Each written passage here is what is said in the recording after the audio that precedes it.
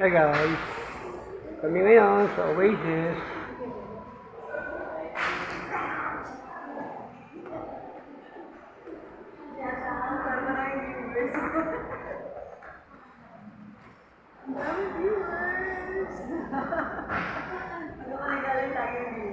Hi guys.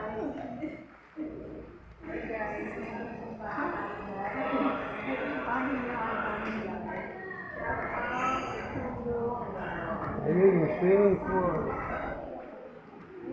Dati po hindi pa ganito kaganda ito. Ngayon, napakaganda na.